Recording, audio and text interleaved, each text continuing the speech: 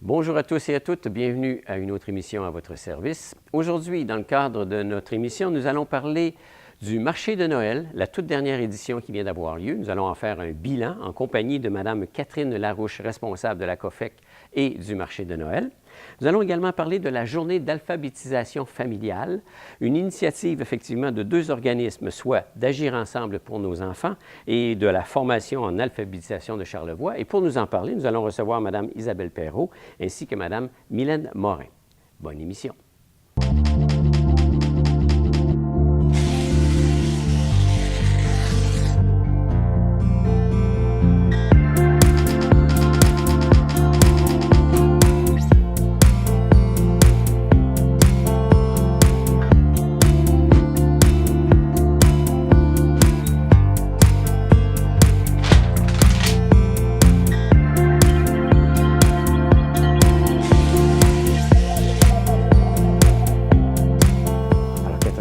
Responsable du marché de Noël de Baie-Saint-Paul. Bonjour. Bonjour.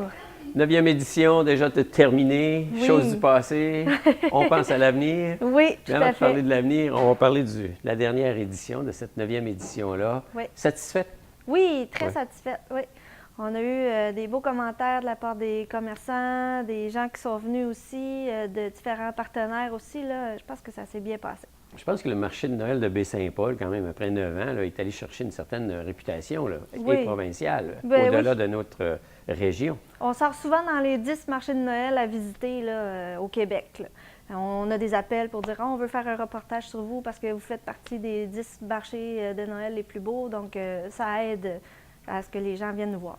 Effectivement, parce que là, la rue Saint-Jean-Baptiste, dans le coin là, de la microbrasserie, aller pratiquement jusqu'au pont, Oui. c'est là qu'on retrouve l'ensemble des kiosques qui sont installés. Là. Oui, une trentaine de kiosques, là, ça remplit bien la rue. J'ai regardé, là, j'essayais d'évaluer si la rue pouvait en prendre un peu plus. Là, on est presque au maximum. Au maximum. C'est quand même l'ouvrage, c'est toute une logistique d'installation. Oui, mais ça se fait bien aussi. Là. Ça se fait bien aussi. Oui, c'est des réguliers aussi qui nous ont aidés dans les bénévoles. Ça s'est fait assez rondement. Tout le monde connaît son rôle un peu. Oui, c'est ça. Super. On a eu combien de monde cette année, grosso modo? Comme je dis, c'est difficile à calculer. Il n'y a personne avec un clic devant. On y va à peu près avec des estimations. Moi, j'estime la première fin de semaine 5 000, la deuxième 6 000, fait qu'au total environ 11 000. Côté température, à exclusion faite peut-être d'une seule journée, on a été gâtés. Quelques heures même. Ouais, quelques heures. Le tout a commencé par une belle neige blanche le vendredi. Oui, juste pour mettre un beau tapis. Là. Oui. Les bons coups cette année, on pourrait dire c'est quoi? L'aspect plus familial, je pense, qu'il a été poussé un peu plus là, avec le partenaire Carrefour Culturel. Là, on a vraiment axé sur les activités familiales. L'atelier culinaire a très bien fonctionné. Il a même fallu qu'on refuse des gens. Le film, c'était complet. La pièce de théâtre aussi. Je pense que... Puis le rallye des lutins, la course des lutins, je pense que ça s'est bien déroulé.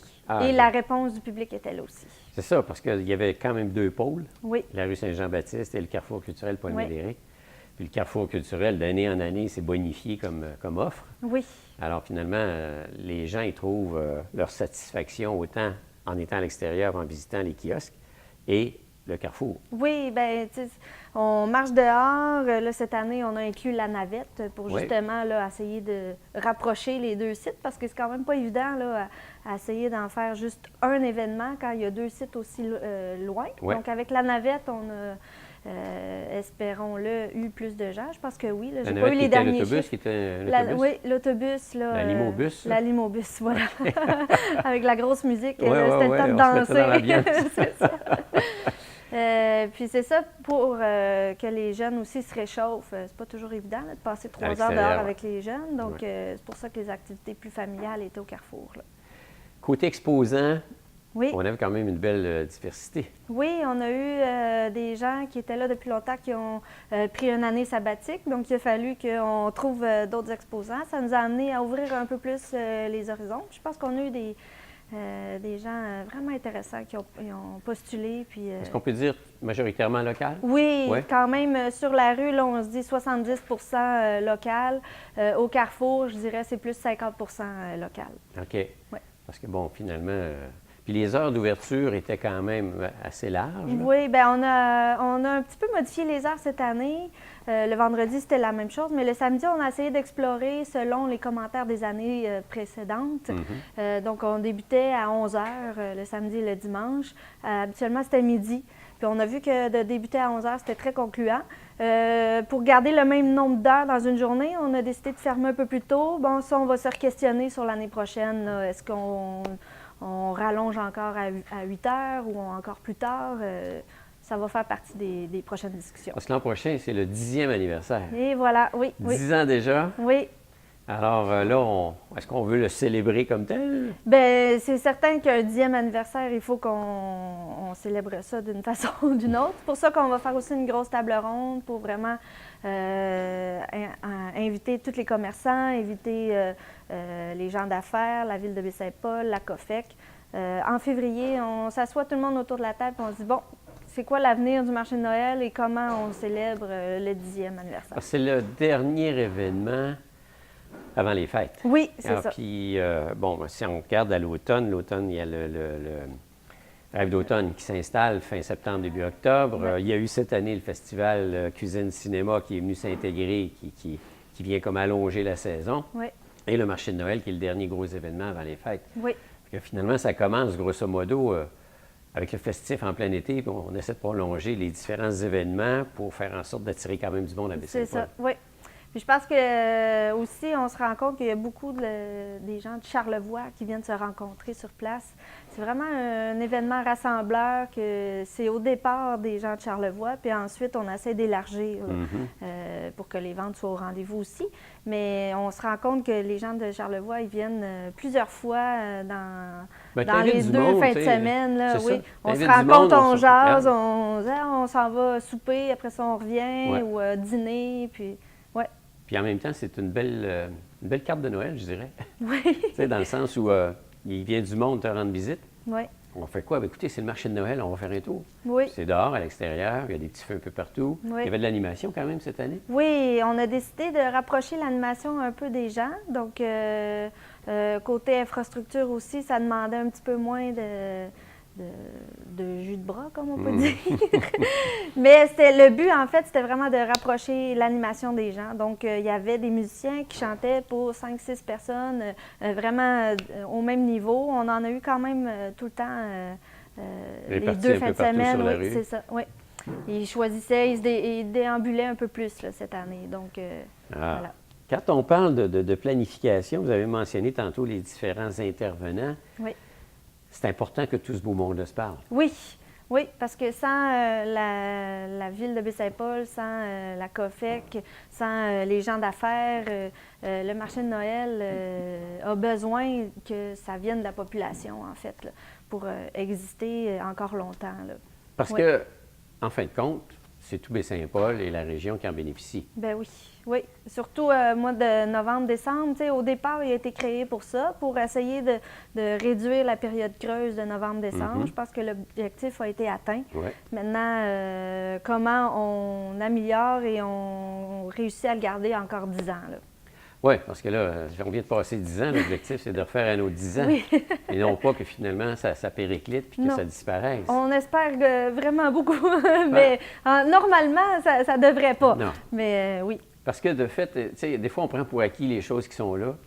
Et c'est quand ça disparaît qu'on se rend compte réellement de l'importance du rôle que ça a. Mais notre objectif, c'est de faire en sorte que les gens en soient conscients pendant que ça existe. Oui, c'est ça. Oui, trouver des bénévoles, des gens qui veulent s'impliquer, c'est pas toujours facile. Puis c'est ça, dans le fond, vers quoi on veut. Combien de bénévoles gravitent autour de l'organisation? Le marché de Noël, il n'y en a pas beaucoup, je dois dire. Là. Il y a le comité là, qui se rencontre quand même quelques fois par mois, par année plutôt. Là. Puis ensuite, là, pour l'événement comme tel, on est à une dizaine de bénévoles. Là, vous en auriez besoin de?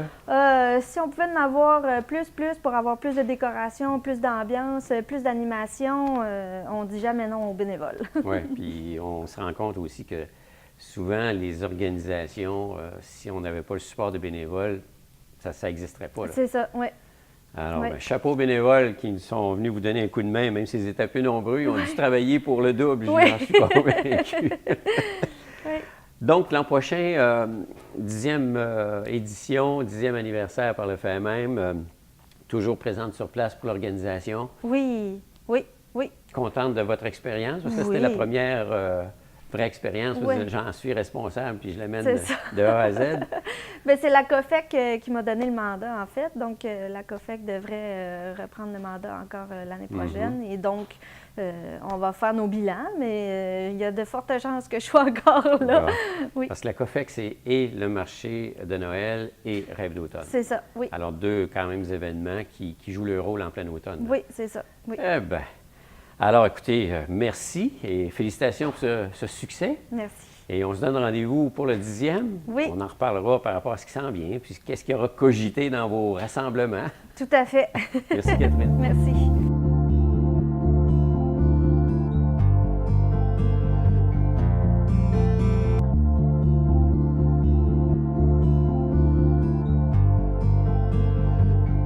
Alors, Mylène Morin, Agir ensemble pour nos enfants, et Isabelle Perrault pour la FAC, qui est la formation en alphabétisation Charlevoix. Bonjour. Bonjour.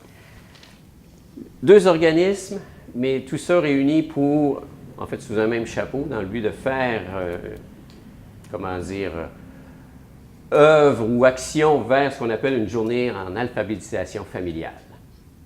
Oui, alors c'est la 6e année cette année que les deux organismes, donc le programme Agir ensemble pour nos enfants et la FAC, on organise un concours pour souligner la journée de l'alphabétisation familiale qui a lieu à chaque année le 27 janvier. 6 ans déjà. C'est la 6e année, oui, qu'on collabore ensemble.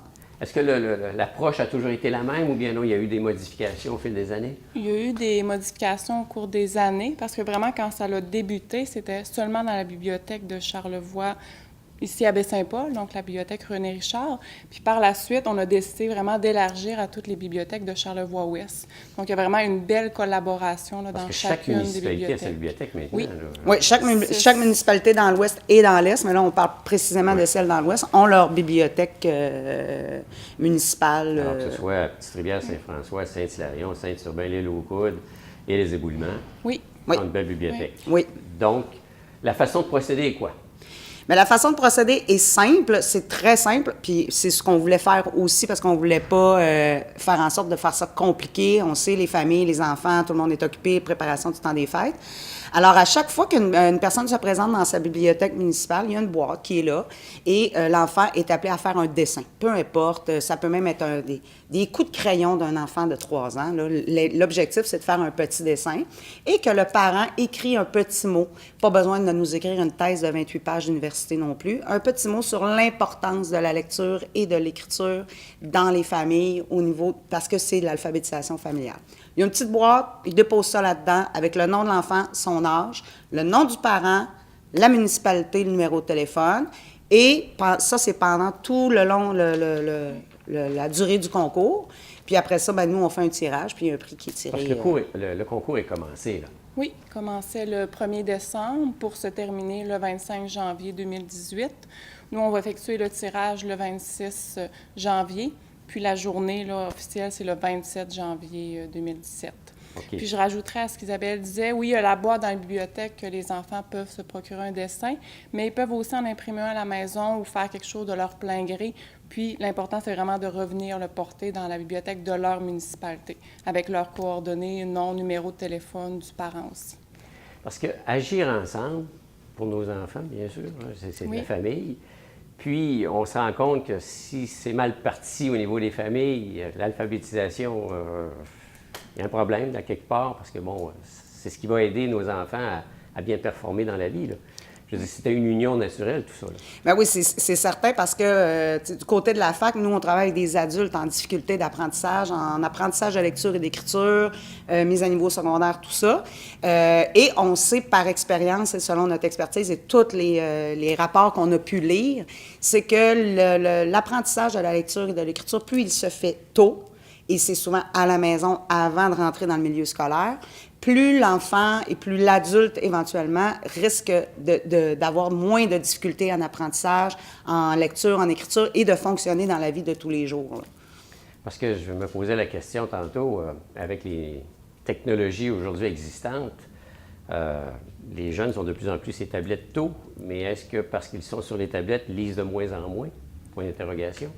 Je pose la question. Bien, c'est certain que les enfants, oui, c'est vrai qu'ils ont accès beaucoup aux tablettes, mais il y a quand même un message écrit qui est là. Je veux dire, faut écrire, il y a des mots, il y a des lettres, et les enfants sont exposés à l'écriture, les panneaux de signalisation, l'épicerie, le pot de confiture, les boîtes de céréales, il y a de l'écrit. Donc, la façon d'apprendre, la façon de faire est devenue différente avec les années, mais comme Isabelle dit, il y a tellement de choses à proximité ou autour de nous qui permet l'éveil à la lecture et à l'écriture, que selon moi, c'est pas une problématique où ça tend pas vers, mais c'est sûr qu'il faut continuer à sensibiliser les parents, sensibiliser les enfants, la population à l'importance de ça. La croyance populaire aurait tendance à dire que les gens lisent de moins en moins, mais je regarde les succès des différents salons du livre qui ont lieu et à Montréal et à Québec. Les écrivains qui s'y présentent le disent, on est toujours surpris de voir la popularité de ces salons-là, malgré tout ce qu'on peut dire et les tendances. Mais c'est une culture, la lecture. Et c'est un peu l'objectif du concours, c'est d'encourager cette culture-là de la lecture. Chez les personnes, il y a des gens qui sont déjà convaincus. Il y a des parents, il y a des gens qui ont des livres, qui ont des revues, qui sont des lecteurs, des mangeurs de livres. Moi puis Mylène, on est un exemple parfait de ça. Mais il y en a pour qui c'est pas dans leur culture. Et c'est souvent transmis de génération en génération. Je me rappelle toujours d'une expression qu'une collègue m'avait déjà dit, qu'elle, quand elle était plus jeune, l'image de son père qu'elle avait, c'était un journal avec une paire de jambes. Donc, elle, son souvenir d'enfance, c'est son père qui lit le journal. Donc, la culture de la lecture et de l'écriture était ancrée chez elle. C'était quotidien. Donc, c'est pas les gens qui vont qui sont déjà adeptes de la lecture et de l'écriture qu'on veut aller, sensibiliser. C'est peut-être ceux qui ont moins cette habitude-là de lire. Donc, oui, peut-être qu'à la maison, moi, je suis pas une lectrice, je lis pas de revue ou de journal. Mais c'est important de sensibiliser les enfants plus jeunes. Ça peut être grand-papa, ça peut être grand-maman, ça peut être le parrain, la marraine, n'importe qui, là. Et aussi, comme un objectif en dessous de ça, c'est d'encourager la population à fréquenter leur bibliothèque. Il y a des mines, il y a plein de ressources dans une bibliothèque. Puis c'est pas vrai qu'on amène nos enfants puis que ça dérange dans une bibliothèque. Bien, avant, c'était le silence. Aujourd'hui, c'est un lieu d'échange. Oui. C'est un lieu de rencontre. Alors, je me souviens, moi, quand tu rentrais à la bibliothèque, c'était... C'était le silence total, Tu ne déranges pas, merci, bonjour. Puis la plupart des bibliothèques dans toutes les municipalités organisent des heures du conte, des activités, des choses comme ça. Donc, si même le parent n'a pas cette aptitude-là de lire une histoire ou ça se peut aussi qu'un parent lise une histoire puis que c'est plate quand il lit l'histoire, tu sais. Mais dans la bibliothèque, il y en a des activités comme ça. Donc, on peut amener l'enfant à venir découvrir ça aussi. En extension, est-ce que les centres pour la petite enfance sont très impliqués par rapport à toute la lecture? Parler des garderies, oui. Puis, oui, puis il y a beaucoup de projets aussi qui sont en place. Là, je retourne là, depuis l'année passée. Il y a un projet qui a une ressource qui va dans les milieux de garde faire des lectures animées à chaque semaine. Ah. Donc, elle fait chacune des garderies. Ça, c'est un nouveau projet qui est démarré l'année passée. Il y a aussi des trousses de lecture qui sont en circulation. C'est encore un projet là, d'avenir d'enfants à la table famille. Donc, c'est des trousses avec des livres que les garderies, même les écoles se partagent, donc pour avoir du matériel différent. Donc, il y a beaucoup d'initiatives comme ça qui sont mises à disposition là, pour favoriser l'éveil à la lecture, à l'écriture, le contact avec le matériel. Parce qu'il faut, si ça part de la maison, puis c'est important d'avoir une certaine continuité aussi avant d'arriver à l'école. Oui. C'est évolutif. Oui. Oui. Puis c'est important aussi que les parents ne sentent pas une pression d'absolument lire quelque chose à ses enfants tous les jours, puis que ça soit très éducatif. Il faut que ça parte Il faut que ça soit instinctif, il faut que ça soit du plaisir aussi. Et c'est pas nécessaire que l'enfant, Mylène me le confirmerait, mais c'est pas nécessaire que l'enfant sache toutes ces lettres de l'alphabet et sache compter, tout ça, quand il va rentrer à l'école, là. Mais c'est déjà de mettre l'enfant en contact avec le format papier, la lecture, l'écriture. Ça travaille beaucoup plus que l'apprentissage de la lecture, travailler des livres et lire. Ça développe une partie du cerveau qui, sans la lecture, cette partie du cerveau-là est moins développée. Ça apprend la logique, l'imagination, La curiosité. le sens critique, l'analyse, d'être capable plus tard d'arriver à se faire son propre opinion sur un sujet d'actualité, par exemple. On parle beaucoup de littératie. Je suis venue il n'y a pas longtemps en parler justement que la littératie, c'est une problématique qu'on a de comprendre le message écrit. Donc, plus on lit, plus on développe ce côté-là de notre cerveau et moins les chances de souffrir de littératie sont élevées. Donc, la capacité de comprendre les messages écrits qu'il y a autour de nous, c'est amélioré à 100 %. C'est se faire un cadeau à soi-même, là. Oui. Je veux dire, on est capable de faire face à l'avenir avec ça. Oui. On a des outils. L'important aussi, nous autres, au niveau des familles, on est vraiment dans le 0-5 ans. Puis souvent, la question qu'on a, c'est que les parents disent « Ah, il est trop jeune, il ne comprend pas. Ou, tu sais, je ne suis pas capable de rester assis avec lui 5 minutes. » Mais juste d'être en contact avec les livres, pouvoir les manipuler, regarder les images. Puis on ne demande pas à s'asseoir avec l'enfant puis lire tel quel le texte. Ça peut être, on regarde les images, on nomme ce qu'il y a. On fait juste tourner.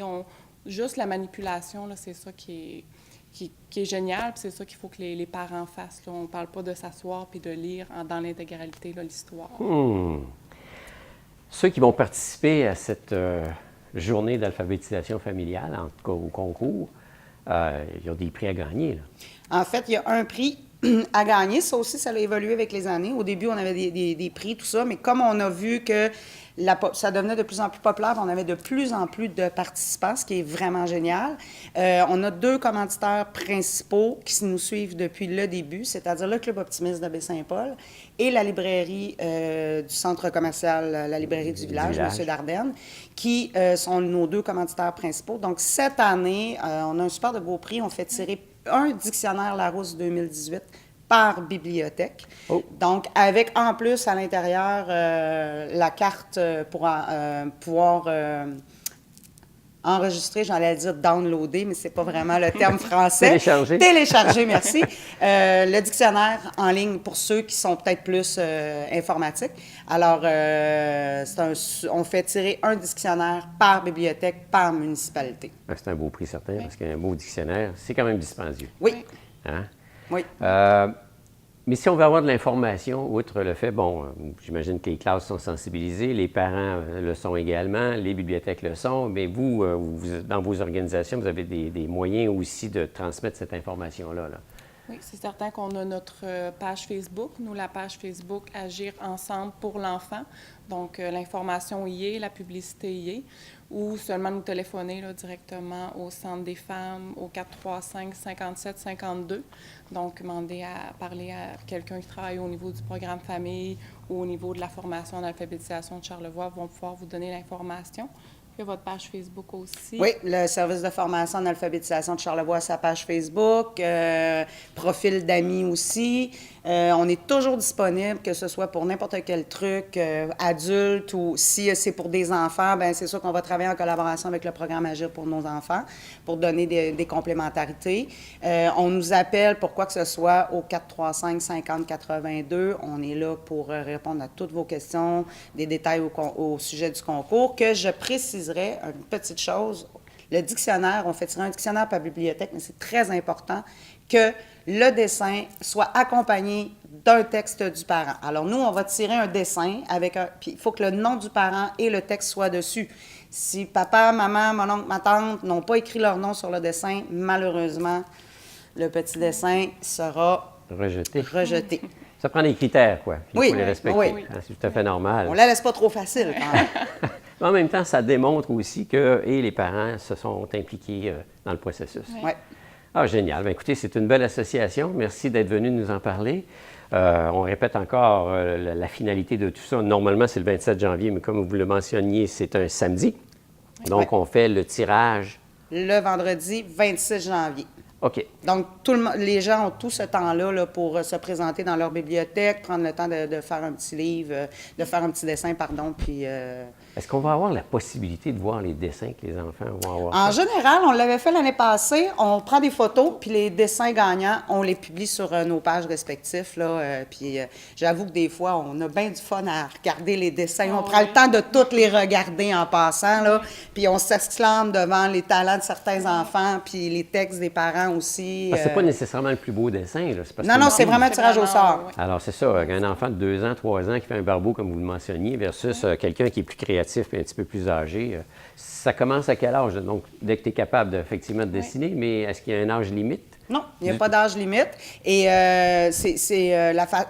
juste pour préciser la façon dont on procède au niveau des concours, chaque bibliothèque a sa boîte. Donc, quand le concours est terminé, nous, on récupère les boîtes par chaque bibliothèque et les tirages se font vraiment dans chaque municipalité. Et ça aussi, c'est la collaboration dans les bibliothèques. Il faut quand même mentionner que c'est grâce à la table des bibliothèques de la MRC, donc qui peut permettre là, de cette étendue-là là, à travers les bibliothèques. C'est pratiquement une initiative de la région, tout ça, là. Oui, oui, Hein? oui. Chapeau, mesdames. C'est toujours le fun d'avoir des initiatives et en même temps, c'est très productif et très créatif. Fait que, on fait affaire à l'imagination des enfants. Bien, merci de votre présence. Ça fait plaisir. Bon succès et joyeuses fêtes. Bien, merci vous autres aussi. Merci.